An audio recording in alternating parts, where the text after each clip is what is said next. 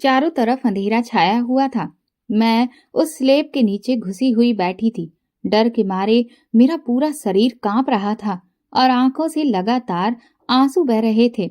मैंने एक हाथ में चाकू पकड़ रखा था, जिसे सामने की तरफ तान रखा था, और दूसरे हाथ से मैंने अपने मुंह को कसकर दबा लिया, क्योंकि मुझे सामने से किसी के कदमों की आहट सुनाई दे रही थी। ऐसा लग रहा था कि वो कदम मेरी तरफ ही चलकर आ रहे थे। वो जो कोई भी था, लेकिन उसके बढ़ते कदमों की आवाज मेरे सीधे दिलो दिमाग पर आकर लग रही थी। घबराहट के मारे मेरी दम ही निकली जा रही थी और पसीना भी माथे से बूंद बूंद बनकर बह रहा था। जी चाहता था कि फूट फूट कर रो लूं, लेकिन रो नहीं सकती थी, क्योंकि अब मुझे कुछ भी करके खुद को बचाना था। पर मैं क्या करूं, ये समझ नहीं आ रहा था। न जाने किसका घर था ये जहां पर मैं घुसकर बैठ गई थी। अभी मैं ये सब सोच ही रही थी कि तभी एक जोरदार आवाज हुई, धड़ाक, और सामने से दरवाजा खुला। मैं डर के मारे अपनी आंखें बंद कर चुकी थी। मेरी हिम्मत ही नहीं हुई ये देखने की कि उस सामने वाले दरवाजे से कौन अंदर आया है। मेरा दिल रेलगाड़ी के जैसे पूरी स्पीड में दौड़ रहा था। मेरी चीखें निकलने ही वाली थीं कि मैंने अपनी हथेली को दोनों दांतों की बत्तीसी के बीच में कसकर दबा लिया। इतनी कसकर कि मुझे बहुत तेज तकलीफ हुई थी। आंखें खोलने की हिम्मत भी नहीं हो रही थी कि तभी अचानक से मेरे कानों में एक सुरीली आवाज पड़ी, जिसमें कोई गाना गुनगुनाया जा रहा था, जिसे सुनकर शायद मुझे थोड़ी तसल्ली मिली और आंखें खोलने की हिम्मत भी। मैंने धीरे से आंखें खोलकर स्लेब की साइड से अपने चेहरे को हल्का सा बाहर निकाल कर देखने की कोशिश की कि ये कौन है। सामने देखा तो एक औरत थी, जो कि बाजार से कुछ सामान लेकर आई थी और वो सामान को अच्छे से सेट करने में मशरूफ थी। साथ में गाना भी गुनगुना रही थी। मैंने हल्की सी आवाज नहीं की थी, यहाँ तक कि मेरी अपनी सांसें भी मैंने जब्त कर रखी थी, ताकि मेरी सांसों की आवाज भी उस औरत के कानों तक ना पहुंचे। लेकिन फिर न जाने क्या हुआ। उस औरत ने जैसे ही अपना सारा सामान जमाया, वो पीछे की तरफ पलटी और यहाँ वहां देखते हुए कहने लगी, कौन है यहाँ पर? भलाई इसी में है कि खुद ब खुद मेरे सामने आ जाओ, क्योंकि अगर मैंने तुम्हें ढूंढा तो तुम्हारे लिए बिल्कुल भी अच्छा नहीं होगा। ये सुनते ही मुझे तो जोर का झटका लगा था। मुझे समझ नहीं आया कि उस औरत ने ये कैसे महसूस कर लिया कि मैं उसके घर में घुस आई हूँ। क्या मेरा कोई सुराग उसके घर में घुसते समय कहीं पर छूट गया है, जो कि उसे मिल गया? मैं तुरंत ही अपने कपड़े लत्तों को टटोलने लगी और खुद को अच्छे से देखा कि क्या कोई मेरी चीज बाहर गिर गई है, पर मुझे तो ऐसा कुछ भी नहीं लगा। उस औरत ने वही धमकी एक बार फिर से दोहराई थी, जिसे सुनकर मेरा गला बुरी तरह से सूखने लगा। थूक भी ऐसा लग रहा था कि निगलने में बहुत दिक्कत हो रही थी। दिल और दिमाग में जंग सी छिड़ने लगी। क्या किया जाए और क्या ना किया जाए? क्या बाहर निकलकर इस औरत को बता दिया जाए कि मैं हूं यहाँ और मैं कोई चोर नहीं हूँ? मेरे साथ वो कुछ भी ऐसा वैसा ना करे। लेकिन फिर दिमाग ने कहा कि नहीं, गलती से भी बाहर निकलने की भूल मत करना, क्योंकि अगर ये औरत भी धोखेबाज निकली तो ये कहीं मुझे उस जहन्नुम में दोबारा से ना पटक दे। मैं ये सब अभी सोच ही रही थी और फैसला नहीं कर पा रही थी कि तभी अचानक से वो औरत ठीक मेरे सामने आकर बैठ गई। उसने स्लेब के नीचे से झांक कर मुझे देख लिया। सोच कर देखिए, आप अपनी किसी सोच में डूबे हों और अचानक से कोई आपके सामने आ जाए, कोई ऐसा जिसके सामने आने से आपकी रूह भी कांप रही हो, तो आपका क्या हाल होगा? वही हाल मेरा था। मेरी तो चीख ही निकल गई थी। मैं बहुत ताकत के साथ चिल्लाई थी और मैं तुरंत ही एक झटके में उसकी तरफ चाकू को आगे बढ़ाकर उसे डराने की कोशिश करने लगी। उसको धमकी दी कि वो बिल्कुल भी मेरे करीब ना आए, वरना मैं ये चाकू उसके सीने में उतार दूंगी। हालांकि उसको चाकू दिखाते हुए मेरे हाथ बुरी तरह से कांप रहे थे और मेरा दिल ही जानता था कि मैं शायद ही है जो उस पर चाकू से वार करने की हिम्मत जुटा पाती। पर खुद को बचाने की खातिर मैंने अपने अंदर की सारी हिम्मत को समेट कर उसे वो चाकू दिखा रही थी कि मैं बहुत हिम्मत वाली हूँ और उसे उल्टा मुझसे डरना चाहिए। लेकिन उस औरत के चेहरे पर नाम मात्र का भी खौफ नहीं था। वो मुझसे बोली, तुम कौन हो और तुम यहाँ मेरे घर में क्या कर रही हो? मैंने फिर से अपनी धमकी को दोहराते हुए कहा। तो वो कहने लगी, अच्छा ठीक है, मैं तुम्हारे करीब नहीं आऊंगी, लेकिन तुम कम से कम बाहर तो आओ। मैं बाहर आने से इनकार कर दिया। मैंने कहा कि तुम मुझसे दूर हटो, मैं यहीं बैठी रहूंगी। वो औरत मुझे समझाने लगी कि मुझे उससे डरने की कोई जरूरत नहीं है, लेकिन मैंने अब तक इतने धोखे खाए थे कि अब मुझे किसी पर भी विश्वास नहीं हो रहा था। इसलिए मैंने स्लेब के बाहर निकलने से मना कर दिया था। वो औरत मुझसे पूछने लगी, अच्छा तो मुझे कम से कम ये तो बताओ कि तुम मेरे घर में आई कैसे हो और तुम कौन हो? उसकी ये बात सुनकर न जाने क्यों, लेकिन मुझे रोना आ गया था, क्योंकि मैं कौन हूँ ये तो शायद पिछले कुछ महीनों में मैं भूल ही चुकी थी, क्योंकि मेरी पहचान को बुरी तरह से पैरों तले रौंद दिया गया था। मैं उसे कैसे बताती कि मैं कौन हूँ? मैं फूट फूट कर रोने लगी, क्योंकि इतने महीनों में शायद वो पहली औरत थी जिसने मुझे इतने प्यार से बात की थी, और इसीलिए मेरे अंदर जितना भी दर्द भरा हुआ था वो एक साथ मेरी आंखों से बाहर निकल आया था। मुझे रोता हुआ देखकर अचानक से वो औरत मेरी तरफ आगे बढ़ी। उसने मेरे आंसुओं को पोंछने की कोशिश की, लेकिन मैं घबराकर पीछे हट गई और मैंने एक बार फिर से चाकू को उसकी तरफ करते हुए कहा, मुझसे दूर रहो, मेरे पास मत आओ। वो औरत मुझे शांत करने की कोशिश कर रही थी, लेकिन मैं इस वक्त बहुत डरी हुई थी, इसलिए मुझे कुछ समझ नहीं आ रहा था। थोड़ी ही देर में वो वहां से पीछे हट गई। कहने लगी, अच्छा ठीक है, अगर तुम बाहर नहीं आना चाहती तो कोई बात नहीं, लेकिन ये चाकू एक तरफ साइड में रख दो। मेरी बात का विश्वास मानो, मैं तुम्हें कोई नुकसान नहीं पहुंचाऊंगी। चाकू हाथ में पकड़ना अच्छी बात नहीं है, कहीं गलती से तुम्हें ही लग गया तो चोट पहुंच जाएगी। लेकिन इस वक्त मुझे चाकू के सिवाय कोई अपना नहीं लग रहा था। मुझे लगा कि अगर मैंने चाकू को छोड़ दिया तो कहीं ये औरत अपना रंग ना बदल ले, इसलिए मैंने उसे कुछ भी नहीं कहा। वो फिर वहां से उठकर चली गई। स्लेब के नीचे बैठे बैठे मैं बहुत बुरी तरह से थक चुकी थी। मेरी टांगों में इतनी ऊंचाई से कूदने की वजह से दर्द भी बहुत हो रहा था। वो औरत अपना कुछ काम करने लगी। मैंने भी राहत की सांस ली और पसर कर जमीन पर बैठ गई, लेकिन बार बार अपना सर झुकाकर उस औरत को देखने की कोशिश कर रही थी। थोड़ी देर में वो औरत मेरे सामने कुछ दूरी पर थाली में सब्जी रोटी लेकर बैठी और खाना खाते खाते मेरी तरफ देखने लगी। उसकी थाली में खाना देखकर मेरी भूख बढ़ने लगी थी। मुझे याद आया कि मैंने कल सुबह से कुछ भी नहीं खाया है। खाना देखकर मेरे मुंह में पानी आने लगा। उस औरत ने मेरी भूख को महसूस कर लिया। वो एक बार फिर से बहुत ही प्यार से मुझसे बोली, भूख लगी है, खाना खाओगी? मैंने पहले तो इनकार में सिर हिला दिया, लेकिन भूख कहाँ वक्त और जगह और हालातों को देखती है। उसे तो बस इससे मतलब है कि कैसे भी उसे मिटा दिया जाए, इसीलिए मुझसे रहा ही नहीं गया। मैं चाकू हाथ में लिए धीरे धीरे उस औरत की तरफ आगे बढ़ी। मैं जैसे ही उसके पास पहुंची, उसने मुझे हाथ में ही थाली पकड़ा दी। शायद 3 मिनट में मैंने पूरा खाना सफा चट कर दिया था। उस औरत ने मेरे सर पर प्यार से हाथ फेरा, जिससे मेरी आंखों में आंसू आ गए थे। ये दुलार मुझे आखिरी बार मेरी माँ से ही मिला था। इसके बाद मैंने पानी पिया। उस औरत ने मेरी हालत देखी तो कहने लगी, ये तुम्हें चोट कैसे लगी है? मैंने देखा कि मेरे पैर छिल गए थे, जिनसे खून रिस रहा था। उसने मुझे हाथ से पकड़कर अपने बेड पर बिठाया। मैंने एक हाथ में अभी भी चाकू पकड़ा हुआ था, क्योंकि मेरे मन में अभी भी बहुत डर समाया था। थोड़ी देर में वो औरत मरहम पट्टी ले आई और उसने मेरे घाव पर मलहम लगाया। फिर वो मेरे पास बैठ गई। उसने एक बार फिर से मेरे सर पर हाथ फेर कर कहा, बेटा, मुझ पर विश्वास करो, मैं तुम्हें कोई नुकसान नहीं पहुंचाऊंगी। एक बार मुझे बताओ तो सही कि तुम कौन हो और तुम्हारा नाम क्या है, और तुम यहाँ मेरे घर में कैसे आई?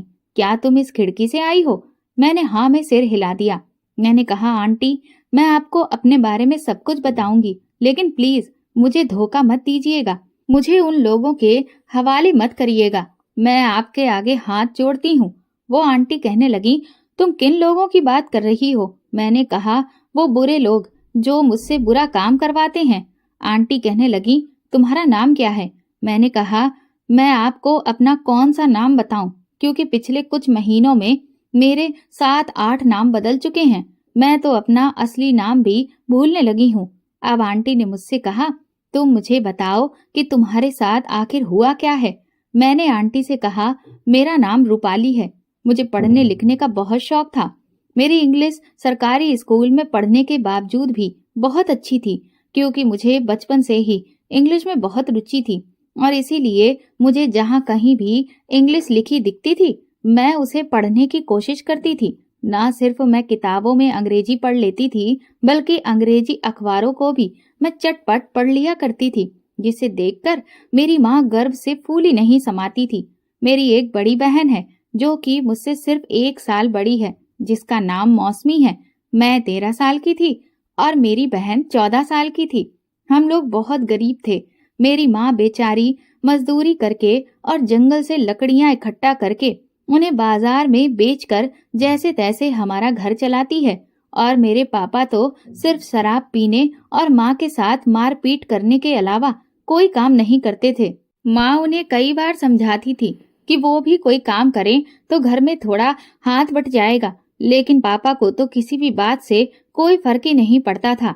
उन्हें तो रोज शाम को पीने के लिए शराब चाहिए थी, जिसके लिए वो अक्सर माँ के साथ मारपीट करके उनसे जबरदस्ती उनकी मेहनत की कमाई छीन कर ले जाते थे।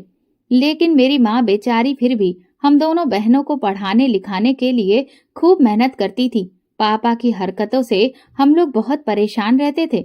माँ अक्सर मुझसे कहती थी कि मुझे तुझसे ही उम्मीद है रूपाली, क्योंकि तू पढ़ने में बहुत तेज है और तू चिंता मत कर, मैं तेरे लिए पाई पाई जोड़ कर रखूंगी ताकि तुझे मैं डॉक्टर बना सकूं। और तू भी बेटा खूब मेहनत से पढ़ाई करना, ताकि हमारे घर के हालात भी बदल सकें और तेरी बहन को भी तुझसे सहारा मिल सके। वो भले ही पढ़ने में तेरे जितनी होशियार नहीं है, लेकिन फिर भी मैं चाहती हूँ कि वो भी कोई ना कोई नौकरी जरूर करे। माँ की ऐसी बातों से हम दोनों बहनें बहुत खुश होती थीं और इतनी कम उम्र से ही मैं बड़े होकर डॉक्टर बनने के सपने देखने शुरू कर दिए थे। जब भी खेल खेल में मैं अपने दोस्तों से ये कहती थी कि मैं बड़े होकर डॉक्टर बनूंगी, तो वो मेरा मजाक उड़ाते थे। कहते थे, घर में खाने को ठीक से अनाज तक नहीं है और चली हैं ये डॉक्टर बनने।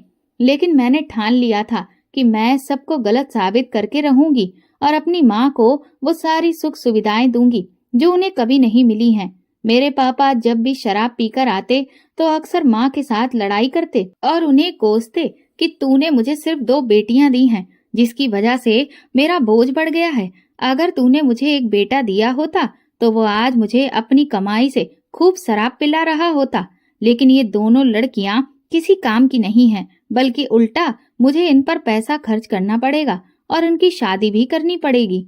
ऐसी बातों पर माँ अक्सर पापा को समझाती थी कि तुम अपनी सोच बदलो, देखना एक दिन हमारी बेटियां ही हमारा सहारा बनेगी।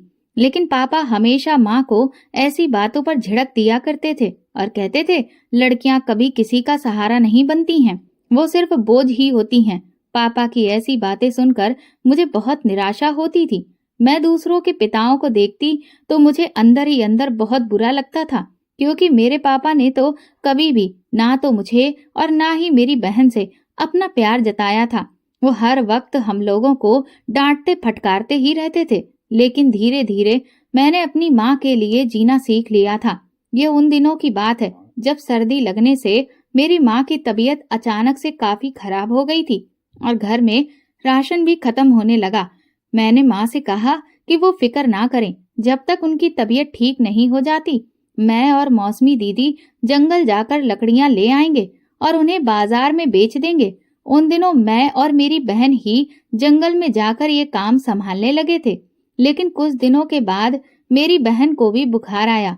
2-3 दिन तो ऐसे ही काम चल गया, लेकिन घर में फिर से पैसे खत्म हो गए थे, क्योंकि बचे हुए पैसे पापा चुरा ले गए थे अपनी शराब के लिए। इसीलिए उस दिन मैंने माँ से कहा कि मैं अकेले ही जंगल में लकड़ियां इकट्ठी करने चली जाती हूँ। लेकिन माँ मुझे मना करने लगी। वो बोली, नहीं बेटा, तू अकेली जंगल मत जा। पर मैंने कहा कि आप फिक्र मत करो, वहाँ पर और भी लोग आते हैं, मैं अकेली थोड़ी ना होंगी। और फिर मैं माँ के मना करने के बावजूद भी जिद करके जंगल चली गई। मुझे अभी वहाँ पर लकड़ियां इकट्ठा करते करते कुछ देर ही हुई थी कि अंधेरा छाने लगा, जिस वजह से मुझे थोड़ा डर लगने लगा। मैंने सोचा कि बस आज इतनी ही लकड़ियां इकट्ठी करती हूँ, बाकी कल देखूंगी। ये सोचकर मैं जैसे ही लकड़ियों का गट्ठर उठाकर अपने सर पर रखने की कोशिश कर रही थी कि तभी अचानक से किसी ने कसकर मेरा मुंह दबा दिया और मेरी आंखों के आगे अंधेरा छा गया। और जब आंख खुली तो खुद को एक बिस्तर पर पड़े देखा। मैं हैरान रह गई कि ये मैं कहाँ आई हूँ। मैं जैसे ही उस कमरे से बाहर निकली तो सामने एक आदमी बैठा था। मैंने उससे कहा, काका आप कौन हैं और मैं यहाँ कैसे आई? वो आदमी कहने लगा, तुम जंगल में भटक गई थी और इसीलिए मैं तुम्हें अपने घर ले आया। मैंने कहा ठीक है, लेकिन मैं अब अपने घर जाना चाहती हूँ। तो उस आदमी ने मेरा रास्ता रोक दिया। वो कहने लगा कि अब तू कहीं नहीं जाएगी, जा चुपचाप जाकर कमरे में बैठ। ये सुनकर मैं बुरी तरह से डर गई और इसीलिए मैं वहां से भागने की कोशिश करने लगी। तो उस आदमी ने मुझे कसकर घसीटकर पीछे फेंक दिया और फिर मेरे गालों पर 2-3 तमाचे जड़ दिए, जिससे मैं बहुत बुरी तरह से घबरा गई। फिर उसने एक तेज धार वाला चाकू निकाला और मुझे दिखाकर कहा कि अगर तूने मेरी बात नहीं मानी तो अभी ये चाकू तेरे आर पार कर दूंगा। उसे देखकर मेरी हालत खराब हो चुकी थी। तभी उस आदमी के पास किसी का फोन आया और फिर उसने मुझसे कहा, जा कमरे में एक साड़ी रखी हुई है, चुपचाप उसे पहन ले। मैंने डरते हुए उस साड़ी को पहन लिया और जब मैं बाहर आई तो वो बहुत खुश होते हुए कहने लगा, तू तो बहुत ही खूबसूरत लग रही है, अब तो मेरा काम हो जाएगा। ये कहते हुए वो अचानक से मेरे बहुत करीब आ गया और उसने मुझे कसकर जमीन पर पटक दिया। वो कहने लगा, मैंने इतनी मेहनत की है तो इसका इनाम मुझे भी तो मिलना चाहिए। और फिर उसने मेरे साथ जो किया, मैं दर्द से तड़प उठी थी। मैं चीख रही थी, चिल्ला रही थी और बार बार उससे रो रो कर कह रही थी कि वो मुझे छोड़ दे, लेकिन उसने मेरी कोई बात नहीं सुनी। कुछ देर के बाद वो जब उठकर गया तो मुझे बहुत दर्द हो रहा था। मैंने देखा तो मेरी साड़ी खून से भीग चुकी थी, मुझसे अब उठा भी नहीं जा रहा था। थोड़ी ही देर में वहां एक दूसरा आदमी आ गया। उसने जैसे ही मेरी हालत देखी तो वो उस पहले वाले आदमी पर चिल्लाने लगा, कहने लगा, अबे खन्ना, ये तूने क्या किया? अब इसकी कीमत कम हो जाएगी। वो आदमी बोला, अरे ऐसा नहीं है सुभाष, एक बार में कुछ नहीं होता। तू देख, इसकी उम्र ही कितनी है, इतनी कम उम्र की लड़की का दाम बहुत अच्छा मिलेगा, इसीलिए तू फिक्र मत कर। ये सुनते हुए सुभाष नाम का वो आदमी बोला, ये तो तूने सही कहा, सच कहता हूँ, इस लड़की को देखकर मेरा तो खुद का भी ईमान डोल गया। और फिर उस दूसरे आदमी ने भी मेरे साथ वही किया जो पहले वाले ने किया था। मैं उससे भी रो रो कर गुहार लगाती रही कि मेरे साथ ऐसा ना करे, लेकिन वो नहीं माना। मैं दर्द से तड़प रही थी, लेकिन उन दोनों में से किसी को भी मुझ पर तरस नहीं आया। उन्होंने जल्दबाजी में मुझे कुछ खाने को दिया और कपड़े बदलने को बोला। जब मैं कपड़े बदल कर आई तो मुझसे चला भी नहीं जा रहा था। फिर वो कहने लगे, जा उस पर्दे के सामने खड़ी हो जा। मैं जब वहां पर खड़ी हुई तो बोले, मुस्कुरा मुस्कुरा के दिखा, नहीं तो बहुत मार पड़ेगी। मैं जबरदस्ती मुस्कुराई तो उन्होंने मेरी फोटो खींच ली। मुझे समझ नहीं आ रहा था कि ये मेरे साथ हो क्या रहा है। मैं बार बार उनसे मिन्नतें कर रही थी कि मुझे माँ के पास जाना है, मुझे घर जाना है, लेकिन उन दोनों पर मेरी किसी भी बात का कोई असर नहीं था। अगले दिन वो सुभाष नाम का आदमी जब लौट कर आया तो उसके हाथ में कुछ कागज थे जिनमें मेरी तस्वीर लगी हुई थी। मैंने उनकी बातें सुनी तो वो कह रहे थे, अब बांग्लादेश से हमें भारत जाना होगा, लेकिन बॉर्डर पार करने में कोई दिक्कत तो नहीं होगी। तो वो खन्ना नाम का आदमी बोला, अरे तुम बिल्कुल फिक्र मत करो, मैंने सारी सेटिंग कर ली है, बस उन लोगों को उनका हिस्सा दे देना, कोई तुम्हें हाथ तक नहीं लगाएगा। और हाँ, इस लड़की पर नजर रखना, ये कहीं भी अपना मुंह ना खोले, बस इस बात का ख्याल रखना। थोड़ी ही देर में वो सुभाष मुझसे बोला, चल जल्दी से कपड़े बदल, हमें निकलना है। मैं रोने लगी। मैंने कहा कि मैं कहीं नहीं जाऊंगी, पर उसने मेरी गर्दन पर चाकू रख दिया और कहा कि अगर एक बार भी इनकार किया तो तेरी खैर नहीं। मैं बुरी तरह से डर गई। जंगल के रास्ते से वो मुझे घसीटता हुआ ले जाने लगा। वो लगातार शराब पी रहा था। मैं बीच बीच में रोती और उससे कहती कि वो मुझे छोड़ दे, लेकिन उसे मुझ पर तरस नहीं आया। वो मुझसे चिढ़ने लगा, बोला, तूने मेरा दिमाग खराब करके रख दिया है, तब से तेरा मुंह बंद ही नहीं हो रहा। उसने मेरी गर्दन पर चाकू रखकर कहा कि अब एक बार और तेरे मुंह से आवाज निकली तो तेरे टुकड़े करके यहीं जंगल में फेंक दूंगा और फिर तुझे जानवर खा जाएंगे। ये सुनते ही मैं बुरी तरह से डर गई थी। इस वक्त तड़के 4 बजे सुबह का समय था। पूरा जंगल जंगली जानवरों की आवाजों से गूंज रहा था। हर तरफ अंधेरा था। ऐसा माहौल देखकर मेरे पैर थर-थर कांप रहे थे। और फिर उस आदमी ने फिर से मेरे साथ वही गलत काम किया। मैंने ये सब कुछ इतना झेला था कि मेरा शरीर जवाब देने लगा था। वो मुझे घसीटता हुआ एक ऐसी जगह पर लेकर गया जिसे वो लोग बॉर्डर कहकर पुकार रहे थे। वहां काफी सारे लोग थे और पुलिस भी लगी हुई थी, जो कि लोगों को धक्का मार मार कर एक कांटेदार रस्सी के नीचे से निकाल रहे थे। हम जैसे ही वहां पहुंचे, वो सुभाष मुझसे बोला कि अगर तूने अपनी जरा सी भी जुबान खोली तो तुझे ये लोग गोली से मार देंगे। ये सुनते ही मैं डर गई। फिर जब हम उन पुलिस वालों के पास पहुंचे, उन्होंने कुछ कागज देखे और फिर उस आदमी ने एक पैकेट अपने हाथ से निकालकर उन लोगों को थमा दिया, जिसे देखकर उन पुलिस वालों के चेहरे पर मुस्कुराहट आ गई। उसके बाद मैं एक गाड़ी से बैठकर जिस शहर में आई वो कोलकाता था। वहां पहुंचकर उस सुभाष ने मुझे एक औरत के हवाले किया जिसका पति भी उसके साथ था। सुभाष ने कहा कि अब 2 हफ्ते के लिए तुम इसे संभालो, 2 हफ्ते के बाद मैं इसे वापस लेने आऊंगा। वो औरत कहने लगी, सच सच बता, माल बिल्कुल पक्का है ना? वो आदमी बोला, अरे मेरी बात का विश्वास कर, तुझे इससे इतनी कमाई होगी जितना तूने सपने में भी नहीं सोचा होगा। ये सब सुनकर वो औरत बहुत खुश हो गई। वो आदमी मुझे छोड़कर वहां से जाने लगा तो मैंने उससे कहा, काका मुझे छोड़कर मत जाओ, मुझे मेरे घर जाना है। उसने मेरे गाल पर खींचकर एक तमाचा मारा और कहने लगा कि अगर तूने चुपचाप काम अच्छे से नहीं किया और मुझे कोई भी शिकायत मिली तो याद रखना, तू कभी अपने घर वापस लौट कर नहीं जा पाएगी। ये सुनते ही मैं बुरी तरह से डर गई। मैं पूरे 2 हफ्ते तक कोलकाता में उस औरत के पास रही। उस बीच मेरे साथ एक दिन में करीब 6-7 आदमियों ने वो किया जो मैं पिछले 3 दिन में झेल चुकी थी। वो औरत मुझे खाने को भी बहुत कम देती थी। 2 हफ्ते के बाद वो सुभाष मुझे लेने फिर से आ गया और उस मोटी औरत ने उसे ढेर सारे पैसे दे दिए। इसके बाद वो मुझे लेकर पंजाब पहुंचा। हम पंजाब की ट्रेन में सवार हो चुके थे और उस आदमी ने मुझे बिल्कुल पंजाबी लड़कियों के जैसे पटियाला सूट पहना कर रखा था। उसने मुझे डराते हुए कहा कि तेरा नाम अब निमृत कौर है। पूरे रास्ते अपना मुंह एक बार भी मत खोलना, लेकिन अगर कोई कुछ पूछे तो अपना यही नाम बताना, समझ गई ना? इसके बाद उसने मुझे एक गोली खाने को दी और बोतल में पानी दिया। मैंने चुपचाप वो गोली खा ली, लेकिन मुझे नहीं पता था कि वो गोली किस चीज के लिए थी। फिर वो मुझे एक होटल में लेकर गया।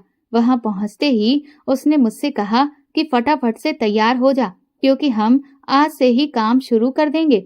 आज से लगभग 1 हफ्ते तक हम यहीं रहेंगे और रोज रात तुझे अच्छे से काम करना है।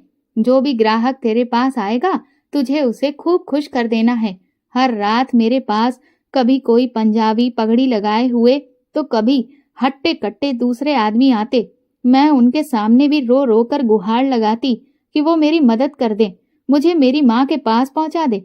लेकिन उनमें से भी किसी को मेरे ऊपर तरस नहीं आया, बल्कि उल्टा वो मेरी शिकायत सुभाष से लगा देते कि मैं रो रही थी। जिस बात से खफा होकर सुभाष बाद में आकर मुझे बहुत पीटता था। 1 हफ्ते तक मेरे साथ यही सब होता रहा और फिर वो सुभाष मुझे गुजरात लेकर गया। उसने मुझे गुजराती पोशाक पहना दी और बोला कि अब तेरा नाम हेतल है। अगर तुझसे कोई तेरा नाम पूछे तो तुझे यही नाम बताना है। और उसने फिर से मुझे एक गोली खाने को दे दी थी। गुजरात पहुंचने के बाद भी मेरे साथ यही सब होता रहा। वहां तो वो मुझे कई बड़े नेताओं और पुलिस वालों के पास भी ले गया। मैं उन पुलिस वालों के सामने भी रो रो कर गुहार लगाती कि पुलिस तो कम से कम मेरी मदद के लिए होती है, वो मेरी मदद कर दे। लेकिन उनमें से किसी को भी मुझ पर तरस नहीं आया, बल्कि वो लोग मुझे हर रात रौंदते रहते थे। इसके बाद वो सुभाष मुझे हरियाणा ले गया। वहां पहुंचकर उसने मुझे एक औरत के हवाले कर दिया। कहने लगा, 1 महीने के लिए अब ये लड़की तेरे हवाले है, जितना पैसा कमाना चाहती है कमा ले, ऐसी लड़की तुझे अभी तक नहीं मिलेगी। उस औरत ने मेरा चेहरा कसकर अपनी मुट्ठी में जब्त किया और पूरे चेहरे को अच्छे से मुआयना करते हुए बोली, माल तो बहुत अच्छा है और खूबसूरत भी बहुत है। चल ठीक है, तू जितनी रकम मांगता है मैं उतनी रकम तुझे दे देती हूँ। वो सुभाष मुझे उस औरत के हवाले करके वहां से चला गया। फिर वो मुझे अपने घर पर लेकर गई और मुझसे कहने लगी, देख लड़की, ग्राहक भगवान के समान होता है और उसे अच्छे से खुश रखना। अगर जरा सी भी शिकायत मिली ना तो तेरी हालत खराब कर दूंगी। मैंने उससे कहा कि मुझे बहुत तकलीफ हो रही है, मुझसे अब ये सब सहन नहीं हो रहा है, मुझसे बिल्कुल भी झेला नहीं जा रहा है। पर उस औरत ने कहा कि मैं तुझे यहाँ मुफ्त की रोटियां खिलाने के लिए नहीं लाई हूँ, समझ गई ना? मैंने कोई धर्मशाला नहीं खोल रखी है, इसलिए अपना मुंह बंद रख और चुपचाप काम पर लग जा। रात होते ही फिर से मेरे साथ वही खेल खेला जाने लगा, लेकिन सच में मुझे बहुत तकलीफ हो रही थी, इसीलिए मुझसे झेला ही नहीं जा रहा था। मैं बहुत बुरी तरह से रो रही थी, जिससे वो आदमी चिढ़ गया और उसने बाहर जाकर उस औरत से मेरी शिकायत कर दी। वो औरत कमरे में आई और उसने मुझे जमकर पीटा। बोली, नाटक करती है, बहुत तकलीफ हो रही है ना? अभी तुझे पता ही कहाँ है कि तकलीफ किसे कहते हैं। अब मैं तुझे बताती हूँ कि दर्द क्या होता है। ये कहते हुए उसने मुझे लाठी से पीटना शुरू कर दिया। उसने मुझे तब तक मारा जब तक कि मेरे शरीर के हर अंग से खून निकलना शुरू नहीं हो गया था, और इसके बाद भी उस औरत को मुझ पर दया नहीं आई। जब मैं बिल्कुल पीटने के बाद अधमरी सी हो गई थी तो उसने अपने हट्टे कट्टे 3 आदमियों को मुझे सबक सिखाने के लिए कमरे में भेज दिया। उन सब ने भी मेरे साथ वही किया जो पिछले कई महीनों से मैं झेलती चली आ रही थी। कोई भी आज तक मुझे ऐसा नहीं मिला जिसे मुझ पर रहम आता। मैं बार बार अपनी माँ को याद करती। कहाँ तो मैं पढ़ लिखकर डॉक्टर बनने का सपना देख रही थी, लेकिन कहाँ मेरे साथ ये सब कुछ हो रहा था। 1 महीने बाद जब सुभाष मुझे वापस लेने लौटा तो उसने मेरे चेहरे पर निशान देखे, जिससे वो बुरी तरह से बौखला गया। वो उस औरत से लड़ने लगा कि तूने ये इसका क्या हाल किया? मैंने तुझे चांद सी लड़की दी थी, लेकिन तूने इसके चेहरे पर दाग लगा दिए। वो औरत कहने लगी, तो मैं क्या करती? इसके नखरे थे कि खत्म ही नहीं हो रहे थे, इसीलिए मुझे गुस्सा आ गया। सुभाष ने कहा कि अब इस गलती का खामियाजा तो तुझे भुगतना पड़ेगा, तुझे मुझे और भी रकम देनी पड़ेगी। वो औरत ना नुकुर करने लगी, लेकिन जब सुभाष उससे भिड़ने लगा तो फिर उस औरत ने उसे ज्यादा पैसे दे दिए। इसके बाद वो मुझे मुंबई की ट्रेन में लेकर गया। सुभाष ने मुझसे कहा कि अब तेरा नाम मोनिका है, और देख, पहले ही तेरी खूबसूरती में कितने धब्बे हो गए हैं।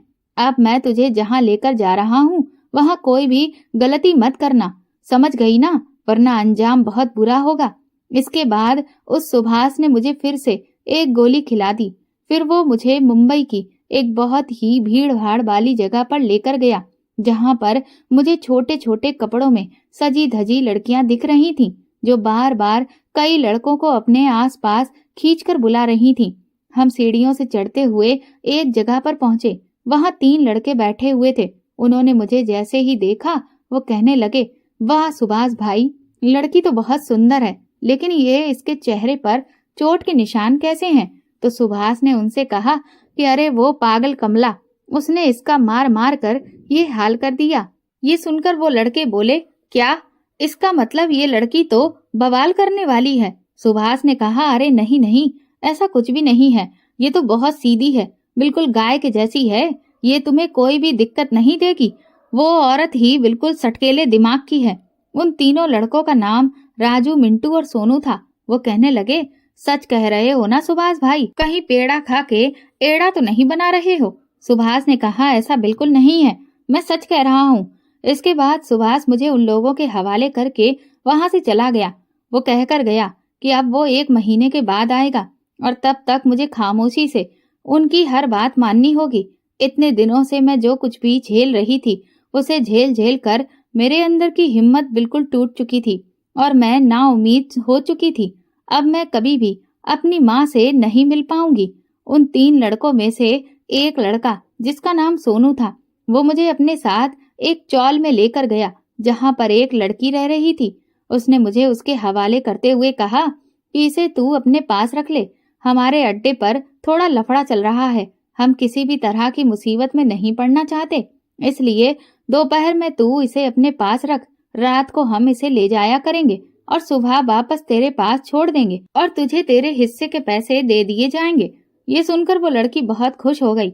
उनके जाने के बाद मैंने सोचा कि मैं इस लड़की से मदद मांग कर देखती हूँ। मैंने उससे कहा, दीदी प्लीज मेरी मदद करिए। मेरी इस बात पर वो लड़की एकदम से मुझ पर भड़क गई। कहने लगी, देख यहाँ फालतू का ड्रामा नहीं करने का। ये रोना धोना, ये सब ड्रामेबाजी मुझे बिल्कुल पसंद नहीं है। अब तू जिस धंधे में आ चुकी है वहां से अब तू कभी नहीं निकल सकती, इसलिए चुपचाप इसे अपनी किस्मत समझ और इसी में खुश रहे। समझ गई? तो तेरे लिए जीना भी आसान हो जाएगा। फिर वो मुझसे बोली, तूने कुछ खाया है? मैंने ना में सिर हिला दिया। उसके बाद उसने मुझे दाल चावल खाने को दिए। वो कहने लगी, अब दोबारा से अपना कोई नाटक मेरे सामने लेकर मत आना, वरना 2 चमाट तेरे गालों पर लगा दूंगी, समझी ना?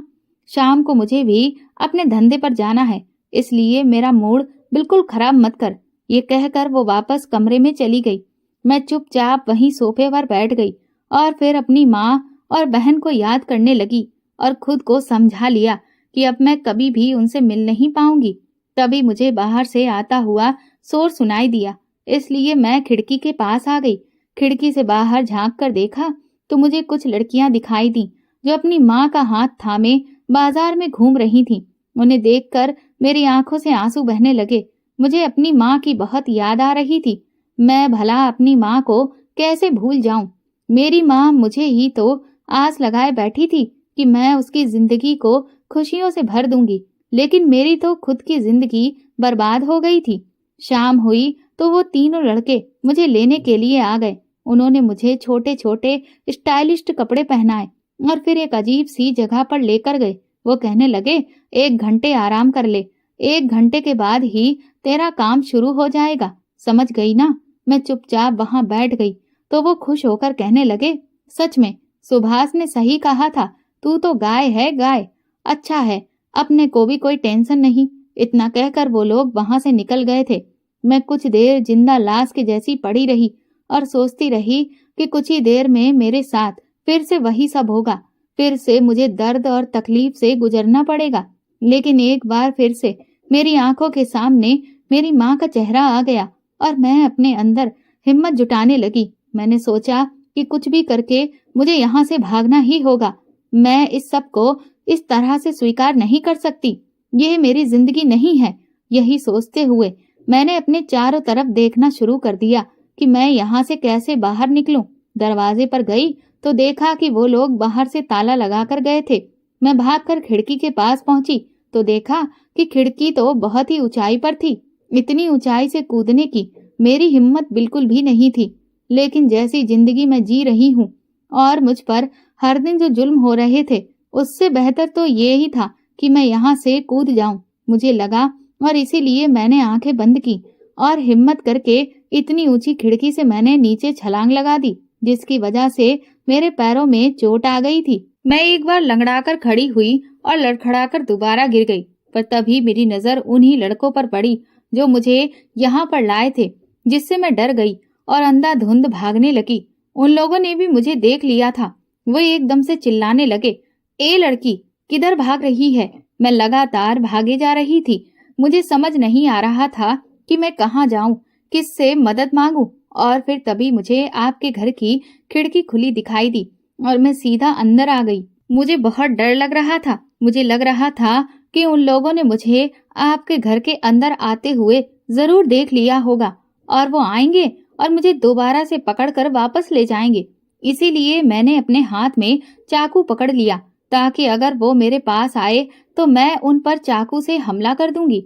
मेरी पूरी बात सुनने के बाद आंटी ने मुझे अपने गले से लगा लिया। वो कहने लगी, तुमने बहुत कुछ बर्दाश्त किया है रूपाली, लेकिन अब तुम्हें डरने की जरूरत नहीं है। तुम मुझ पर भरोसा कर सकती हो और मैं तुम्हें तुम्हारी माँ के पास हर हाल में पहुंचाऊंगी। ये मेरा तुमसे वादा है। आंटी मुझसे बोली, लेकिन मुझे ये बताओ कि उस आदमी ने अचानक से तुम्हें जंगल से कैसे उठाया? मैंने आंटी से कहा कि मुझे ये सब नहीं पता कि मैं उस आदमी तक कैसे पहुंची। तभी अचानक से दरवाजे पर जोरदार दस्तक हुई, जिससे मैं बुरी तरह से डर गई और आंटी के गले लग गई। आंटी ने कहा, तुम घबराओ नहीं। मैंने आंटी से कहा, आंटी अगर वही लड़के हुए तो? आंटी ने कहा, तुम फिक्र मत करो, तुम इस बेड के नीचे छुप जाओ। मैं तुरंत ही उस बेड के नीचे छुप गई और वहां से दरवाजे की तरफ देखने लगी। आंटी ने जैसे ही दरवाजा खोला तो सामने वही लड़के खड़े हुए थे, जिन्हें देखकर मेरी जान एक बार फिर से हलक में अटक गई। वो मेरे बारे में पूछने लगे कि आपने एक 13 साल की लड़की को यहाँ कहीं देखा है?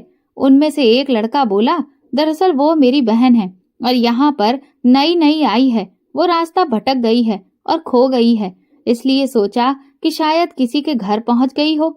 आंटी ने कहा कि नहीं, मैं तो ऐसी किसी भी लड़की को नहीं देख पाई हूँ। इसके बाद आंटी ने दरवाजा बंद कर लिया। मैंने राहत की सांस ली। आंटी मेरे पास आई और वो कहने लगी कि हमें पुलिस स्टेशन जाना होगा। मैंने आंटी से कहा, नहीं, हम पुलिस के पास नहीं जाएंगे, क्योंकि पुलिस ने भी तो मेरे साथ वही सब किया था। आंटी ने कहा, तुम फिक्र मत करो, मैंने कहा ना कि मैं तुम्हारे साथ हूँ।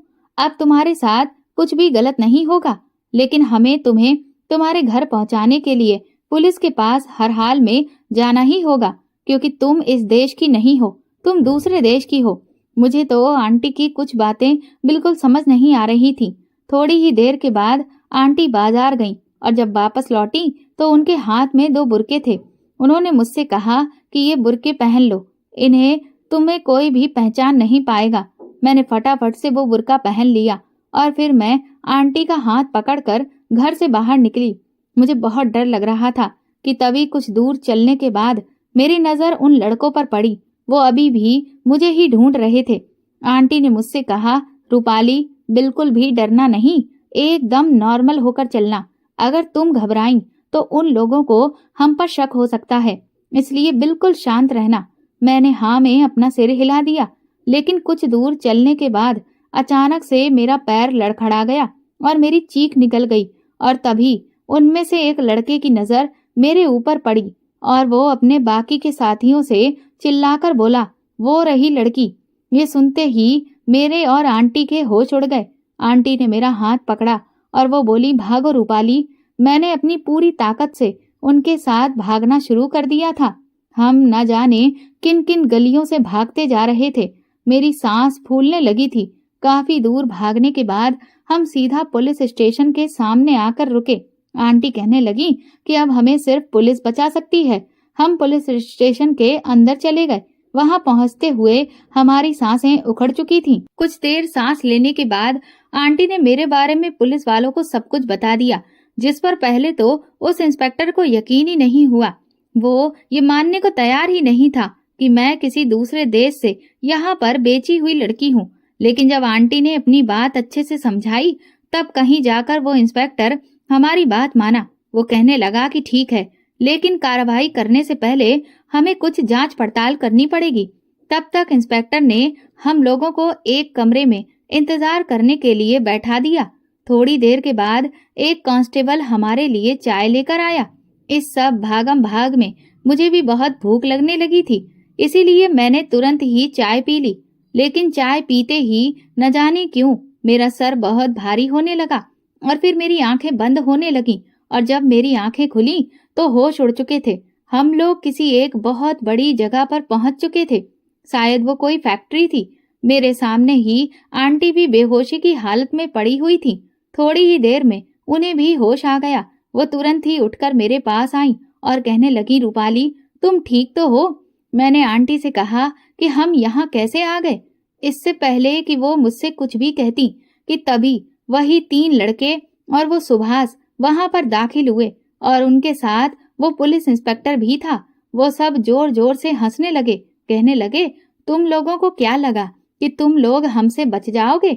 आंटी ने इंस्पेक्टर से कहा कि इसका मतलब तुम भी लोगों के साथ मिले हुए हो। वो इंस्पेक्टर बोला, हाँ तो और क्या, तुम्हें क्या लगता है कि मैं तुम्हारी मदद करूंगा? अरे अगर तुम्हारे जैसे कीड़े मकोड़ों की मदद करूंगा तो फिर ऐश की जिंदगी कैसे जीऊंगा? मैंने आंटी से रोते हुए कहा कि मैंने आपसे कहा था ना कि मैं पुलिस के पास नहीं जाऊंगी।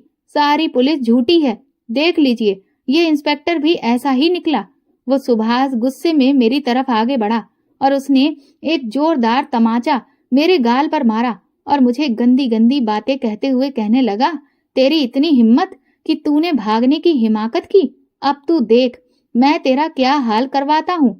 अब तक तो मैं फिर भी तुझ पर रहम खा रहा था और सिर्फ 6-7 आदमियों को ही तेरे पास भेजता था, लेकिन अब तो मैं तेरे साथ वो करूंगा जो तूने सपने में भी नहीं सोचा होगा।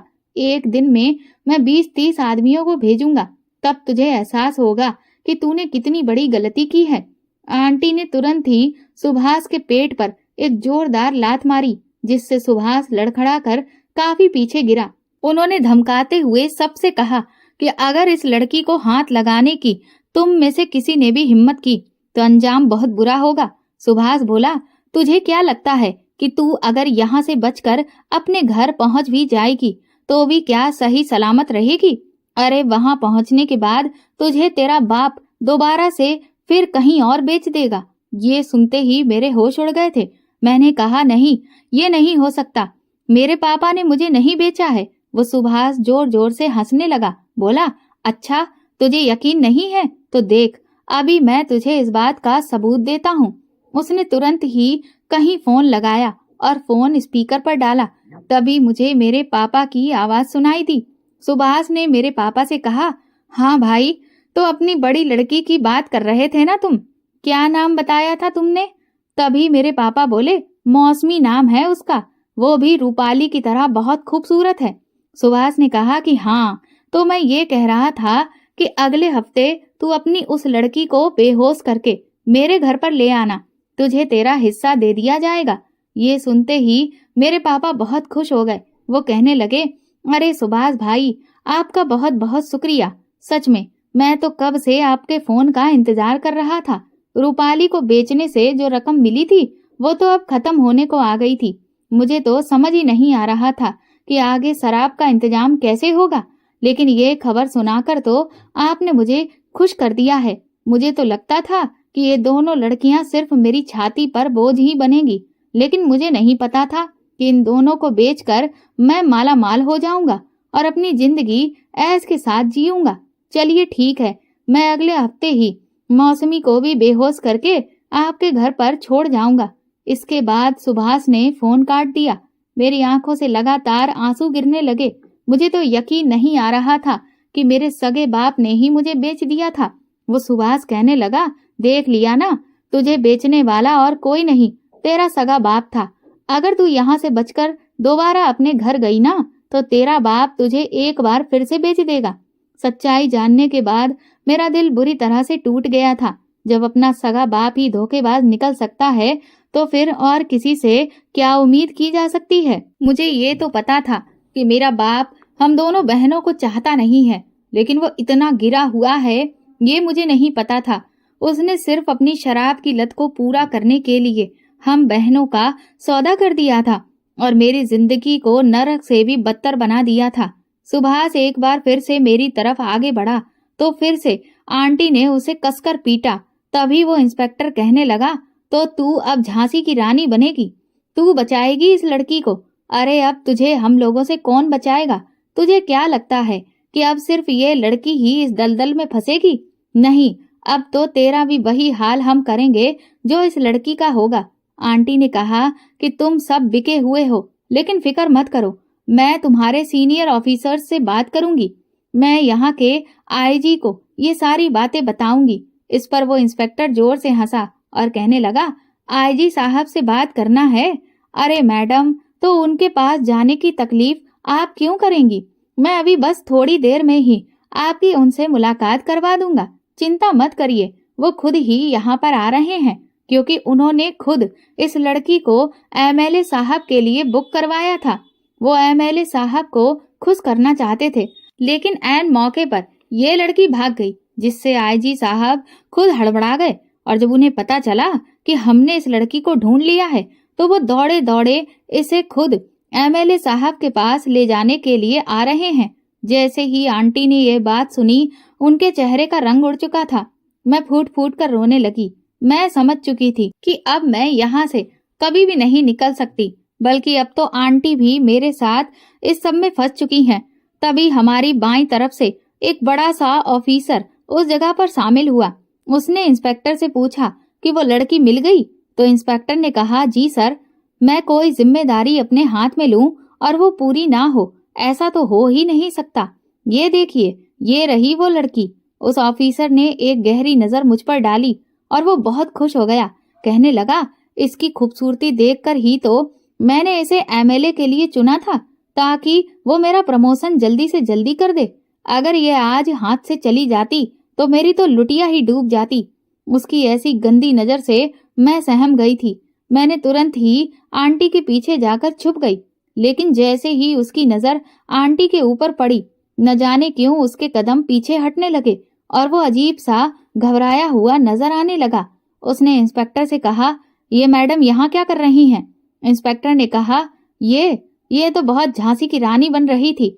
इसने ही तो इस लड़की को पनाह दी थी और यही तो इसकी मदद कर रही थी, लेकिन अब ये भी इसी दलदल में फंसेगी। वो ऑफिसर इंस्पेक्टर पर चिल्लाया, कहने लगा, तेरा दिमाग खराब हो गया है? तुझे मालूम है कि तूने अपने साथ साथ मुझे भी कितनी बड़ी मुसीबत में फंसा दिया है? ये सुनकर वो इंस्पेक्टर, सुभाष और वो तीनों लड़के उलझन का शिकार हो गए। मैं भी समझ नहीं पा रही थी कि ये ऑफिसर आंटी को देखकर इतना डर क्यों रहा है।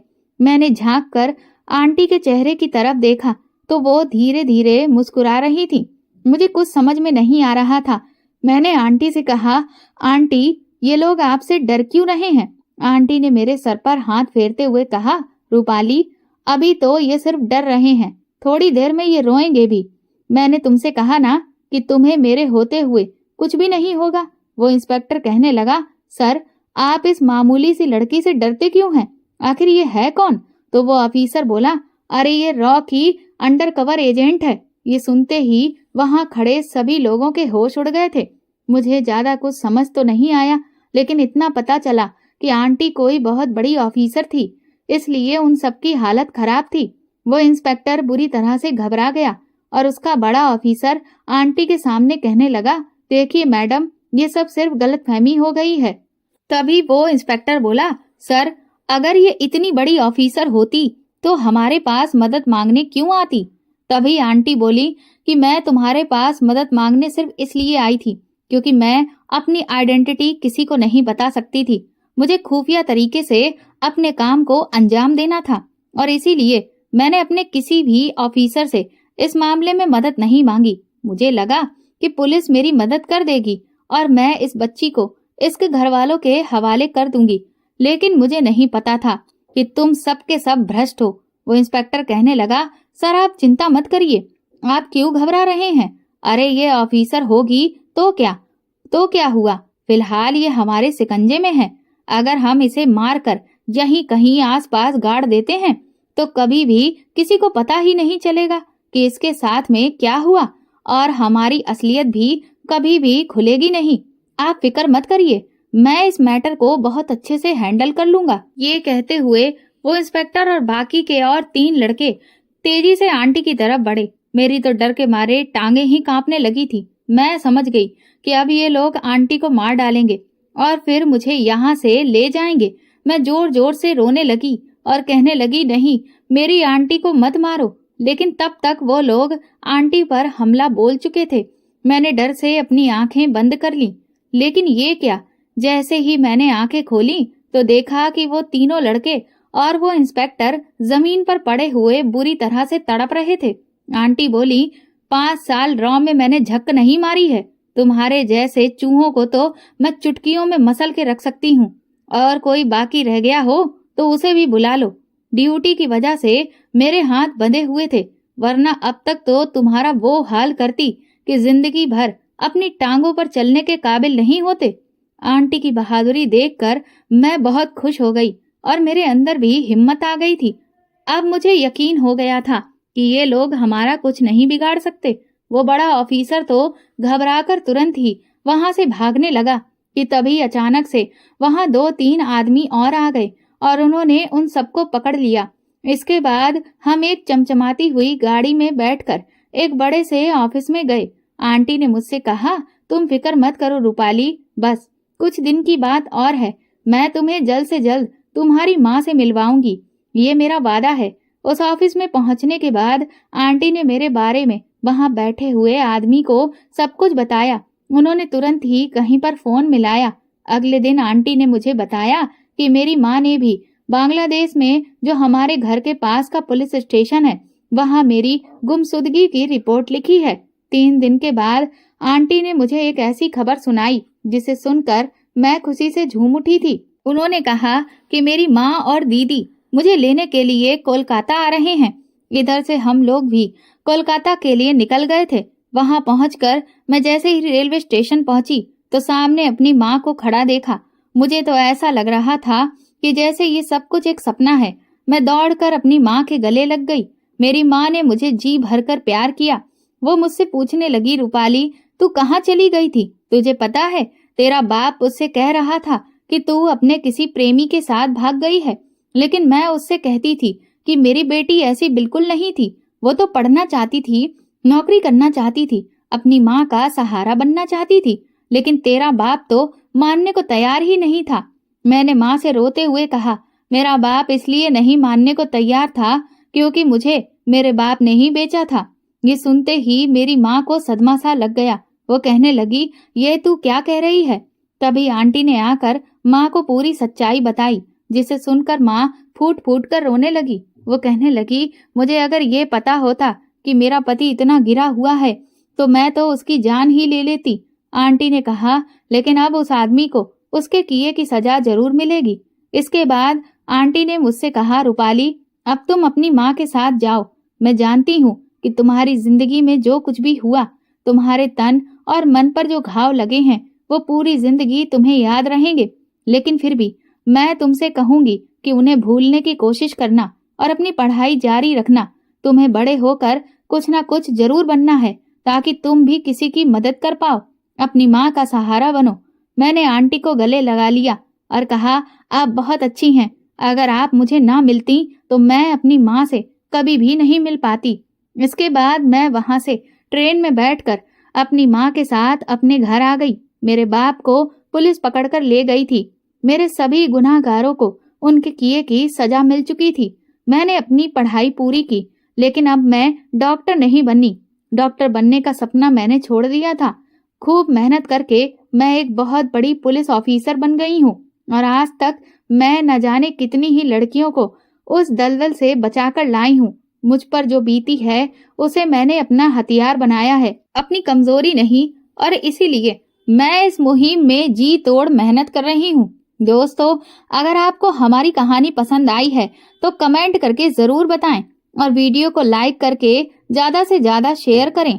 चैनल पर नए हैं तो सब्सक्राइब करें और हाँ, नोटिफिकेशन बेल को जरूर दबाएं ताकि अगली अपडेट सबसे पहले आपको मिले। धन्यवाद।